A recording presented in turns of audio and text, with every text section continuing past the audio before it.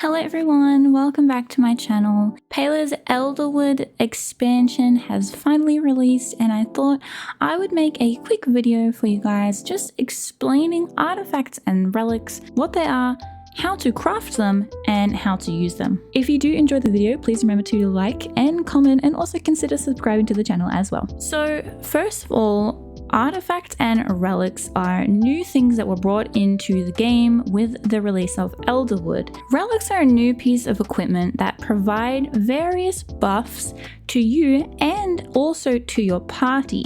There are 4 different types of relics and each of these relics can be leveled up to level 4. So going over what the different relic types are. So there's the Bright Eye Amulet, and this relic provides a buff to the essence you looted. Now, essence is also a new forageable material that is found in the Elderwood, and I'm sure you will come across it pretty quickly in your journey in Elderwood. The Bright Eye Amulet gives you a buff to essence looted. The Elderwood Idol allows you to track different things depending on what level it is. The default one allows you to track infected forage, and then the more you level it up, you're able to track different things as well, all the way up to insects, fish, and huntable creatures. Next is the Bag of Illusion, which is allowing you to interact with different infected things. So level 1 allows you to interact with infected forageables without the use of special equipment or potions like the one that you get from Tamala,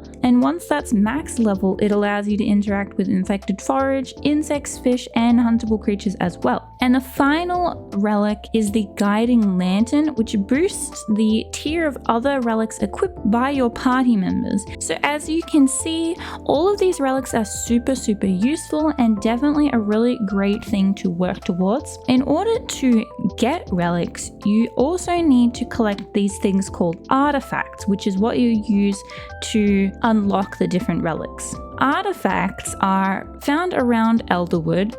Primarily, you can get them from rummage piles. So there'll be 2 rummage piles in Elderwood each day where you'll be able to get a relic from. And you can also get them from these things called Umbran Shrines, which are located around the map. The Umbran Shrines, you offer up a sacred flower and there's a chance that you're going to get an artifact from it. You can also get other things too, but you can get artifacts from them as well. Now, the artifacts can be submitted at these sort of little shrines at the central stables in Elderwood. There's 3 different ones, and in there you will find that you can submit the artifacts that you've collected. When you complete an artifact, and some of them only need 1 piece, some of them need 3 or 4, when you complete an artifact, you get one of these tickets.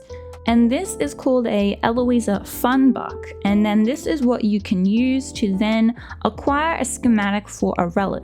With the artifacts, you can also get duplicates, which brings in the trading. So there's these little trading kiosks like they have in the underground market, which you can use to trade artifacts with other players in order to complete your sets. So don't worry if you have duplicates. I've already been trading and it's been going pretty smoothly. So this is actually really useful. So once you have found artifacts and you have completed your set and you've got some fun bucks, you can head to this little shop just next to where you submit the artifacts. In the shop, you can see there's these different schematics that you can choose from. You can hover over it and it will tell you what each one does. And these are for the different relics. Once you purchase one of these with the fun bucks, you'll then get a quest with Eloisa. If you go and talk to her, she will then give you instructions to go and collect items to craft it, which you can then see on your quests. So you just need to go and collect all of those ingredients, and then you can go back to the central stables in Elderwood, and there is these crafting benches over here near the waterfall where you can craft and upgrade relics. Now, the last thing that you will need in order to craft the relic is these enchanting or finishing runestones. Now, you will be able to get an enchanting runestone during the Elderwood main story, and I also acquired one of the finishing runestones as well from another quest, but these can also be purchased from Tamala's store for essence. So if you have already got Tamala's store available, for the enchanting runestone, it is 600 essence, which is what you will need for the base relics before leveling those up. So you will need to go around and collect quite a lot of infected essence before you are able to purchase that. But honestly, once you acquire the arrows and the bombs and even the fishing lure to be able to get infected things, you honestly get infected essence pretty quickly. So once you have got all that, you can head over to the crafting table and craft the relic. And in order to equip it, you just go into your inventory and you will now have another little